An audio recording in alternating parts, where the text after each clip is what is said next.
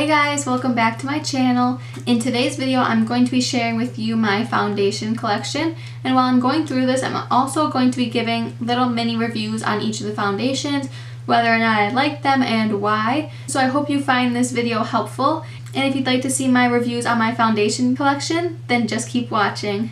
So to start off, I'm going to be separating these foundations into two categories. One is going to be my tanner shades, and one is going to be my more fair shades. I do have multiple shades just because in the winter I'm a lot more fair than I am in the summertime. So I'm going to be starting off with the darker shades. The first foundation I'm going to be talking about is the Wet n Wild Photofocus foundation. This is what it looks like. I have the shade Golden Beige. This is a great match for me when I'm a little bit tan, and I can get away with wearing this right now. In the middle of summer, I'm not quite sure if it'll be my correct shade, but the undertone of this is very yellow and olive, which is great for my skin tone because most foundations tend to be pink on me, which can make me look almost ashy, and it doesn't really blend in with the rest of my neck and chest, so it makes it look like something's a little bit off. This foundation does have a spatula. It is quite different from any other foundation I have seen. Typically, foundations tend to have either a pump or just an open bottle like this. I don't mind the spatula, however, I do prefer a pump, but this makes it very easy because you can just swipe it on your face, and if you need to clean it, just take a paper towel and wipe it off, and you can keep it pretty sanitary. Here is a swatch. As you can see, it is pretty yellow, which is great for girls like me which is great for people like me that have an olive undertone, as I mentioned before. The drugstore is starting to come out with a lot more yellow foundations, which is great because it used to be where it was very hard to find a warm foundation. Most of them were either pink based or too orange, and it was just hard to find a common middle ground. So I love this one. It lasts all day long. It is a high, medium to full coverage. I do need to blot with this or use a very mattifying primer and powder because I have oily skin and it does not control my oils as much as I would like it to, so I do need to keep blotting papers with me or make sure that I take the necessary steps to keep it matte throughout the day. Aside from that, it is a great foundation. It's very cheap and it's very easily accessible, so I would definitely recommend this one. Moving right along to my next foundation, this is the L'Oreal Infallible Pro Matte Foundation. It comes in a squeezy tube, which I do really like because it is easy to get the amount of product that you need out without taking out too much and wasting product. This is in the shade Golden Beige as well. This, once again, is a great match. It is yellow undertone. I find that it blends in with my skin very well. I spoke about this in my drugstore favorites video, so I'm not going to go too in depth because you can find out more information there, but it is very matte, it is very full coverage. I don't have any problems with this one getting greasy or oily, so this is by far one of my favorite foundations ever. Next up is the Bare Minerals BareSkin Pure Brightening Serum Foundation. I have mine in the shade Bare Beige. This is a very liquidy and almost oily foundation. Since it is a serum, it has a lot more hydrating properties than a typical liquid foundation would. This is a great color match for me. However, unfortunately, since it is a serum foundation, I can only get away with using this in the winter time if I use a mattifying base. Here is the color. In the summertime, I definitely cannot use this. It just makes my skin a little bit too oily, and in the wintertime when my skin is a little bit more dry, I can get away with it because I can use a mattifying primer and a mattifying powder on top of it to kind of counteract the oils, but in the summertime it's just a no-go for me. Unfortunately, this would probably work great for you if you have dry skin. However, it just was not a good foundation for me. Next up is the Rimmel Stay Matte Liquid Mousse Foundation. I would definitely have to agree, this is a very moussey consistency. The shade that I have is 103 True Ivory. This is once again a good shade match for me. It is a little bit on the gray side before you blend it out, but once you blend it into the skin, it definitely blends in nicer. This can look a little bit cakey if you do not apply it with the right base or the right application. I like to use a brush with this, but you have to thin it out a lot, otherwise it can kind of cake up in any fine lines or in any pores. This is a very great foundation. It stays matte, it looks flawless. This is by far the foundation that I've gotten the most compliments on so far, which is kind of odd because on my skin it only lasts about 6 hours before starting to break down, which is on the lower end for me. I tend to wear foundations 12 plus hours just because I go to school and I go to work and I have pretty long days, so I really get to test out foundations and their longevity.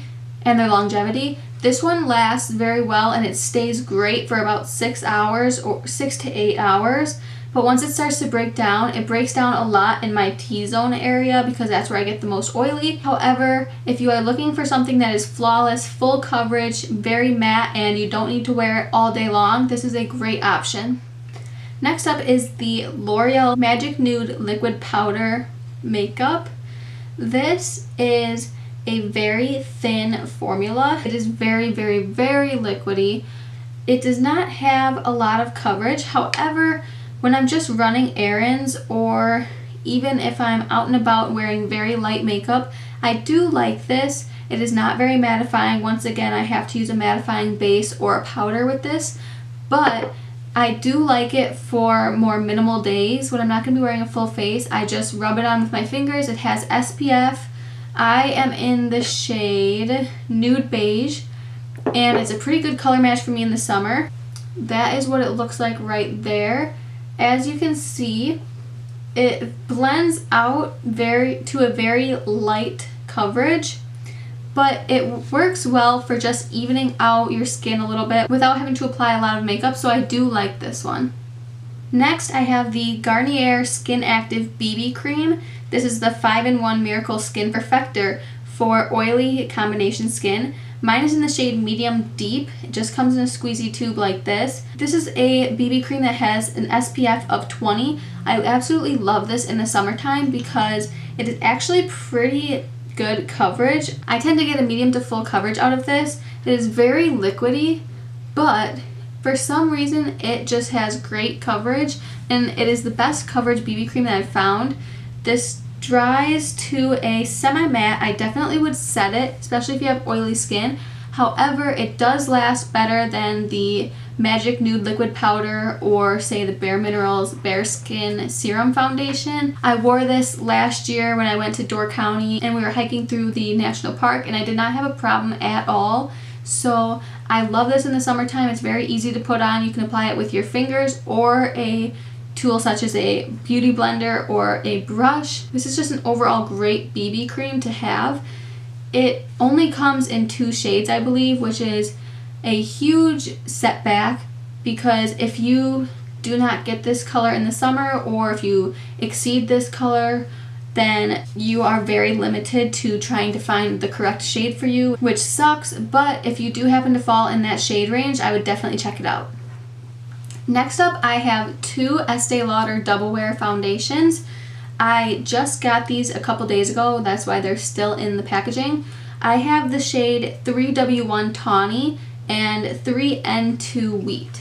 Tawny is the one that I'm wearing right now, and I absolutely love this foundation so far. It is very full coverage. It makes your skin look almost airbrushed. I've been wearing this since 7 o'clock this morning, and it is now 5:24, so it has been about 10.5 hours, and I've used a blotting sheet because I was in church this morning and it was packed and it was hot outside. I was sitting outside on the porch for a while and it was very humid, so I did have to blot. However, this has been holding up very well and the color match was great for me. Like I said, I'm wearing tawny.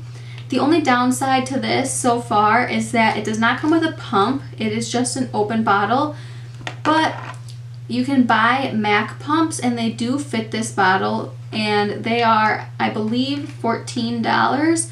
So if that's really something that you don't like, you can definitely find a pump to fit it. Otherwise, I don't mind putting it onto a glass palette and using it from there. So here is the shade Tawny, and I will swatch the shade Wheat just so you can see the difference. Like I said, Wheat is a little bit darker. It controls my oils wonderfully. I have not had any problems with this so far, so it is quickly becoming one of my top favorite foundations. One thing I will mention about this is that it does oxidize ever so slightly. I did not know that when I picked up my shade, and it still matches great, so I don't find that it oxidizes too much where you can't wear it or you need to adjust your shade accordingly. But I just wanted to point out that it does oxidize a little bit, so when you're doing your makeup, if you're using this, you aren't shocked. Here is the shade Tawny, and here is Wheat. As you can see, Wheat is darker, but they still both have that great olive undertone, which I love. Next up is the Maybelline Matte and Poreless Foundation. This is for normal to oily skin. I have the shade 322 Warm Honey. I also have the shade 125 Nude Beige. Nude Beige is my winter color, and then this is for in the middle of summer when I get my darkest. I use the darker shade a lot of the time to mix in with other foundations if I need to deepen them, because this is the deepest shade of foundation that I have at the moment. So I use this as a mixer, and I also use it as a foundation itself. I do like the formula of this, however, it is not the best that I've tried. It works well, it does control my oils, however, I do find that there are other foundations such as the L'Oreal Pro Matte that are better at controlling my oils. But in the winter time, it's a great foundation because it's not too drying and it gives a very solid medium coverage. So here is Warm Honey and here is Nude Beige. Lastly, before moving into my lighter foundation shades, I do have one more that I have a double of. This is the Covergirl OUTLAST Stay Fabulous 3-in-1 Foundation. I have the shade 842 Medium Beige for the summertime and 832 Nude Beige for the winter. I love this foundation because it is full coverage and it is very matte, but it does not feel cakey on my skin whatsoever. I don't have any problems with it clinging onto dry patches or settling into any fine lines. I used to use this foundation all the time. It was definitely my everyday foundation, but I've just found others that have slowly taken its place. It is not bad and I will repurchase it. However, it is just not my number one right now. So these are terrible swatches because I am completely out of the shade 832. But here is 842, a nice golden shade, and here is 832, the lighter shade, which also is a very good match for anyone with a yellow undertone. So moving on to the lighter foundation shades that I have, I will start off with the Rimmel Stay Matte Foundation. Once again, I have a darker shade of this, but this is my lighter winter shade. This is in the shade Ivory. I'll just give you a quick swatch since I did not include it earlier when I was talking about 103 True Ivory, I believe. So here is the lighter swatch for Ivory. This is my perfect shade in the winter. This is probably the shade that matches me the best out of any winter foundation that I have. Next up is the Revlon COLORSTAY Foundation. I have the combination oily skin in the shade 180 Sand Beige. This used to be my absolute holy grail foundation a couple of years ago. This was before they came out with the two different formulas. Now they have one for normal skin or normal to dry skin, and then the combination oily skin. And it also comes with a pump, which is a great addition. However, I feel that the older formula was definitely better. This newer formula I don't get full coverage with anymore, and I get a light medium coverage with this, but this is what it looks like. It is just not my favorite anymore. Right there it looks pretty full coverage, but for some reason when I blend it out, whether I use a brush or a sponge, it just kind of shears away, and I'm not sure why, but I've tried the dry skin version as well, and that one was just way too greasy for my skin. I keep this one because it's a pretty good foundation in terms of a lighter coverage. It does help my oils stay at bay, and it's a good everyday foundation when you're not going to wear a full glam face or you just want something a little bit lighter coverage. However, I do like some of my other foundations better than this one. Next is the Rimmel Lasting Finish 25-Hour Skin Perfecting Full Coverage Foundation. I have mine in the shade 100 Ivory. This is a good foundation from the drugstore. The color match is pretty good. It's not as yellow as I would like it to be, but in the winter time when I'm not as tan, it's a little bit easier to disguise that and blend it with my skin tone rather than in the summer when I have a full-on tan, and it is a little bit harder to disguise the pink tone. Like I said, I have the shade Ivory. I don't know if I agree with the 25-hour claim. It is a pretty good medium coverage foundation. It does last all day for me. However, at the end of the day, I do notice that it starts to break up with my oils. It is by far not the worst that I've seen. However, once again, I just have some other foundations that do a little bit better with my oily skin. Next up is the SONIA KASHUK Soft Focus Satin Matte Foundation. I have mine in the shade Bisque. This is the lightest shade it comes in, and I don't think this is very light. In the winter time, I could have used a lighter shade, but they didn't have any. This worked out fine, but if you're any lighter than me, you might not be able to get away with this in the winter time. It does have a matte finish, and it is a pretty good medium coverage.